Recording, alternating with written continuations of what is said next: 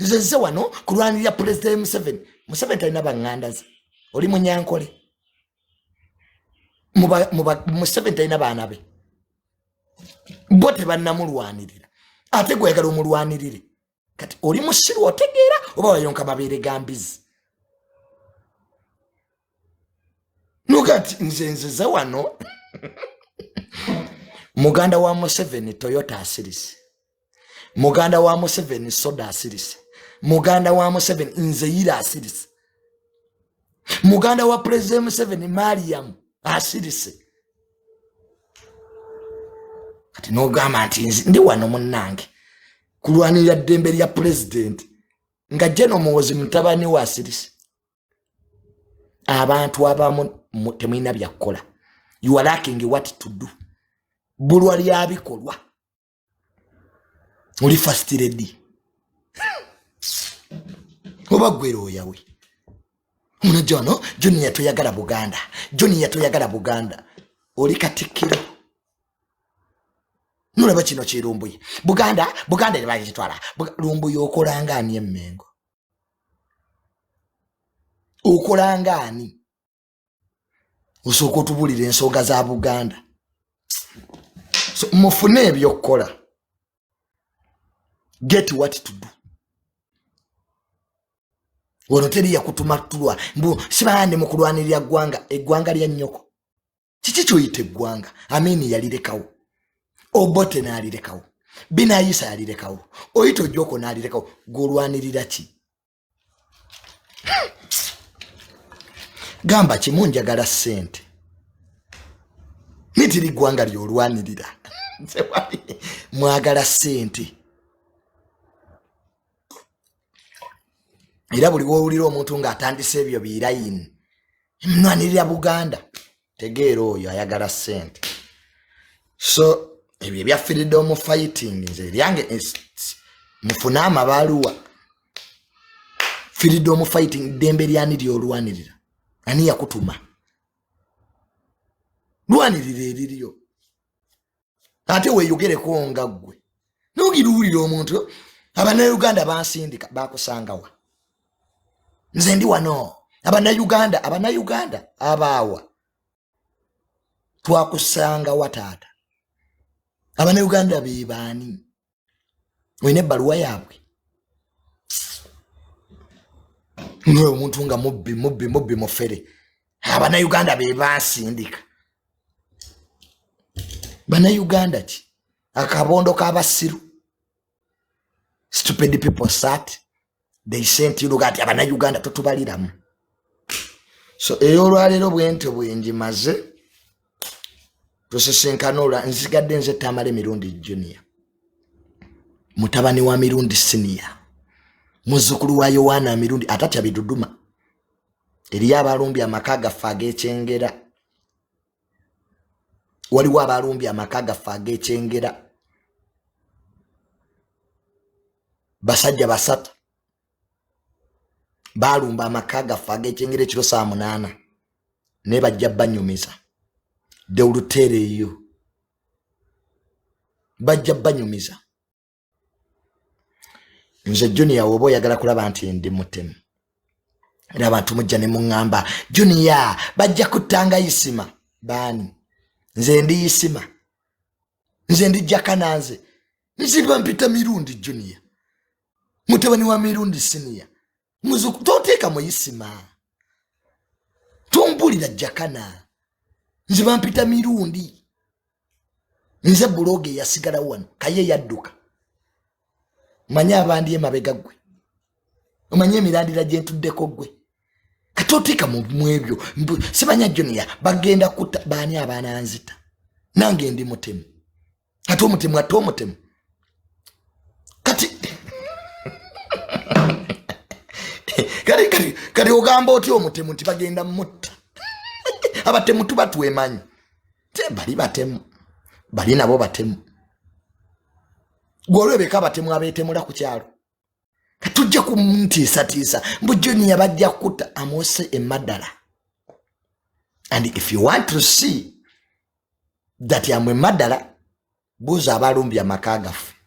ag'ekyengera nze nzita omuntu ku kintu ekyo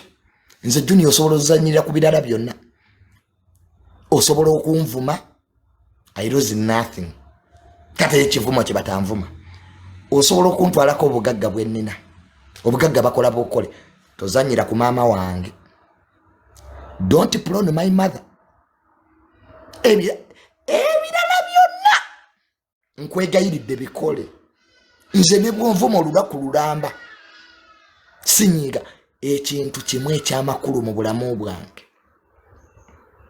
is my mother awo tewaba kuteesa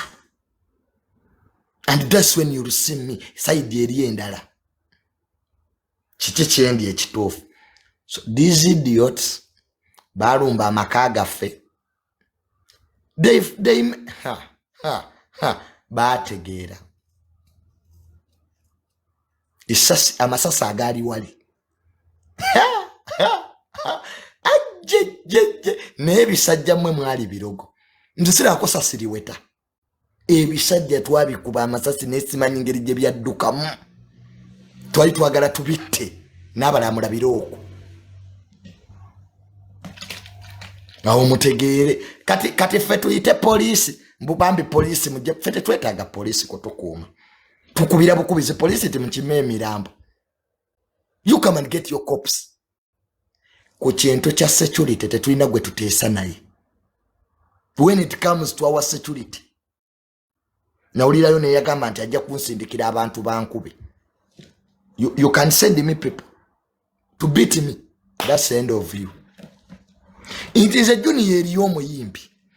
asobola okusindika abantu ne bankuba nze Junior gula sanduuke President Museveni bajja genda omugamba mu State House nti akasajja kamumaze ng'owedde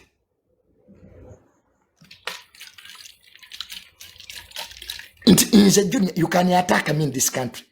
and you sleep at your home comfortably it can't happen n'abajja okunzita bannemga you remember last time when they wanted to kill me nga bayina emmundu me son of Mirundi that you can send me hooligans they beat me and you sleep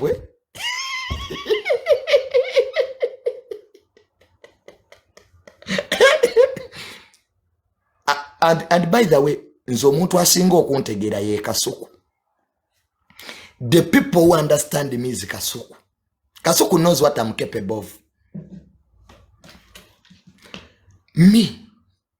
you come you send people to beat me not the only way back it can't happen that it cannot happen it will not happen that's the death obo signing the death certificate because tewaliwo mukulu mu ggwanga linajja kukuuma mama tubaba mumumanyira omalo manyira batuga ati olina abakulu there is no any big person in this country who will protect you ojamala okuba Junior ogende ewo omukulu wa government bajja kugamba ki let me tell you last time we banumba ne bankuba you remember we banumba omukalulu most of the big people said in this country that should never happen again.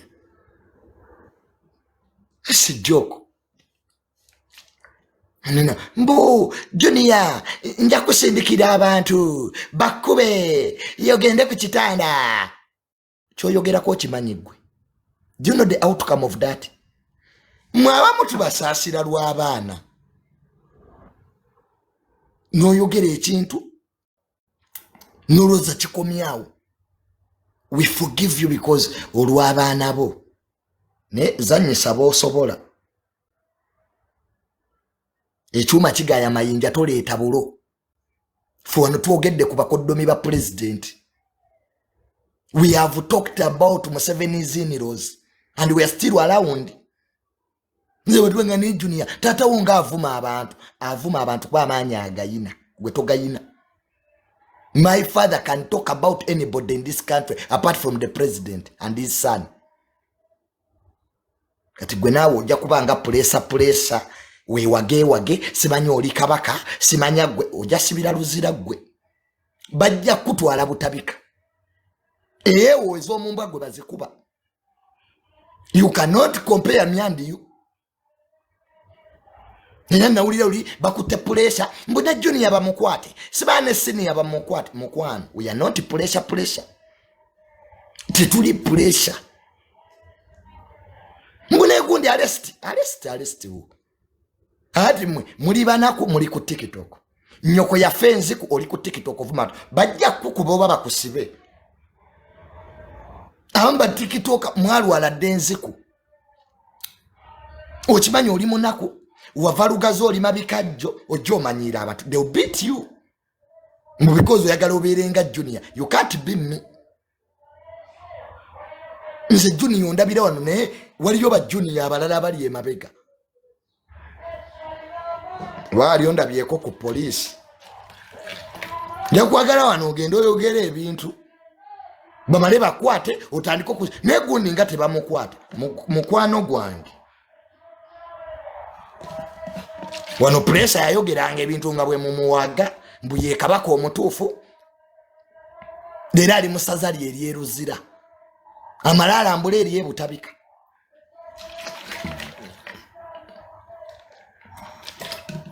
byenagamba omugenzi Isima nimuga Isima kendeezaamu nengamba Jakana Nadduli nti Jakana kendeezaamu ffe tetukendeeza kuba tulina ebituwaga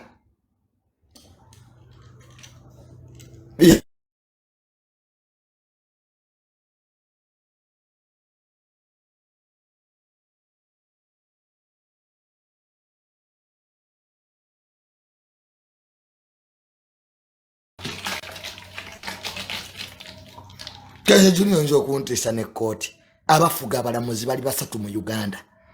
omukazi omukulu w'amaanyi n'abasajja babiri be bafuga judiciary they are 3 people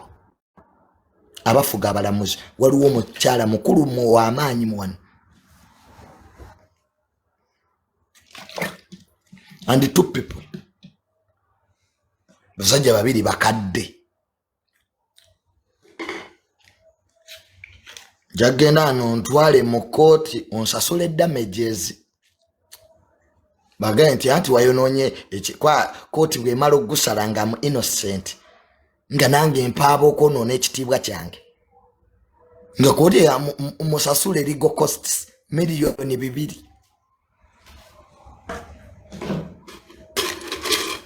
so into byallo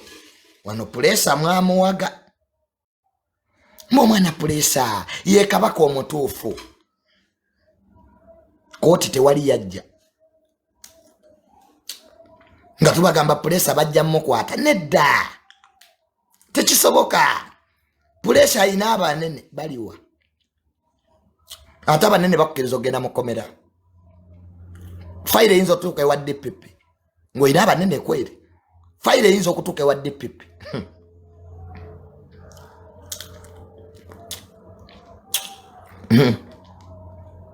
ng'oina abanene kati abanene ba pressure baliwa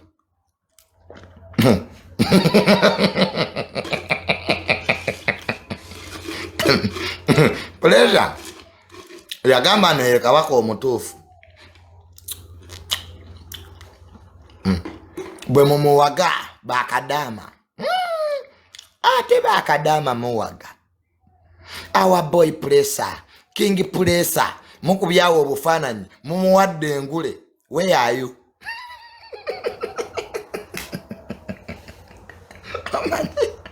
omanye nze maze ku social media emyaka 5 years naye social media ewaga ogenda nosoma bu comment nga bakadamba gasabula baby gwaliko tuli naawe wano ebakwata tulabako kadama noko baka that's the truth bakadama bayina bu statement obuwaga sabula baby junior baby gwaliko wamma kituufu kyoyogedde kituufu I side with you naye ng'embooko ze bagenda okukuba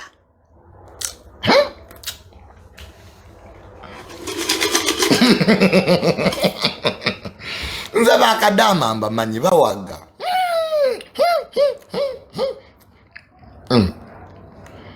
Bakadama woba ne following ya bakadama bagenda kusiba banange bawaga kyokka kadama bagenda ne baga I side with you Junior, you are my role model.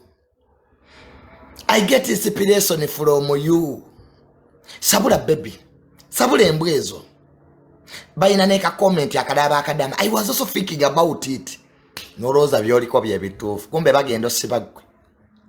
kali nze tali wano kadama ayinza kunkozesa nsobi era nsoma bo comment bwa mweneseka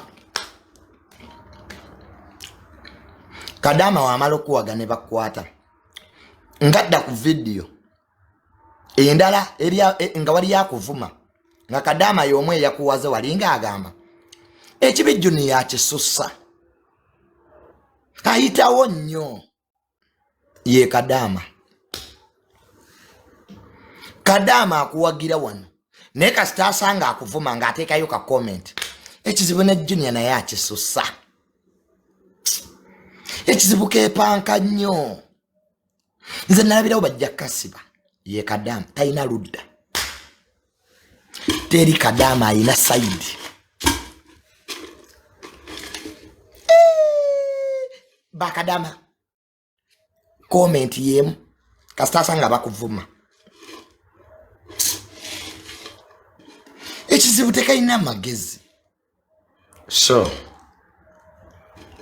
puresha bwatyo bwe yatandika yeeyise kabaka omutuufu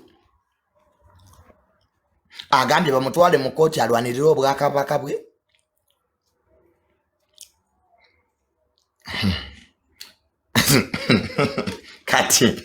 kati ali mu ssaza lye eryeruzira apa prison ate bw'ava mu lyeruzira puresha agenda kulambula essaza lye eryebutabika Katikkiro ani gwe yalekawo Katikkiro wa puresha yani puresha Katikkiro we yani who is the Katikkiro Sefuko Sefuko ye Katikkiro wa puresha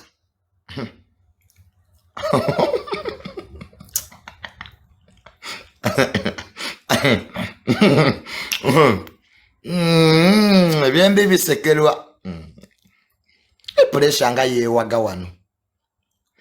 puresha 24/7 aliwa emiga egimuyitako akomawo nga 7 kati puresha n'aviirayo wano bakadama baddamu ne bamuwaga bavume wama wewe ya wizi nenga tebaliyo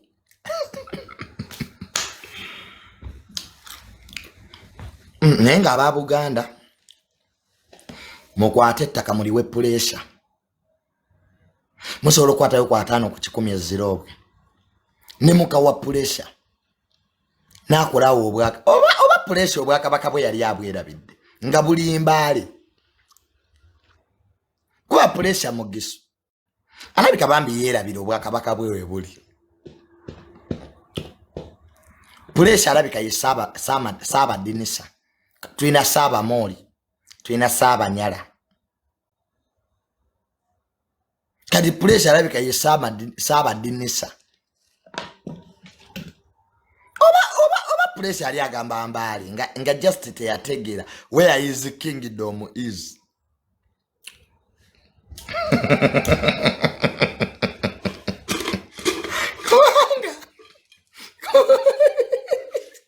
kwamwe tuyinza okwano nga puresha kabaka naye nga obwakabaka bwe tamanyi wawe bwina kuba nze I think puresha alina kubanga obwakabaka buli mbaali kwaje bamuzaala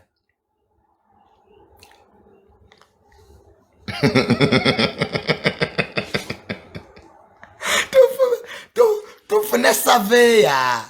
tufune omusaveya atubulire obwakabaka bwa puresha buliwa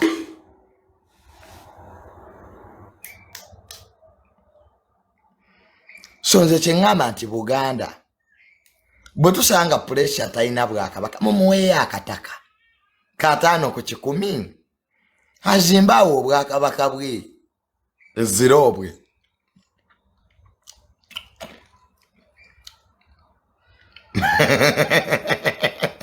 Pressure yatandika bamuyita King kati bagamba Philip Pressure tuli bali ku King. Neza I do believe nti omwana yayinza okuba kale kabaka nengo Obwakabaka bwe yabwerabira wawe buli oba buli Kenya. Anyway tujja mubuuza nga akomyewo monarchy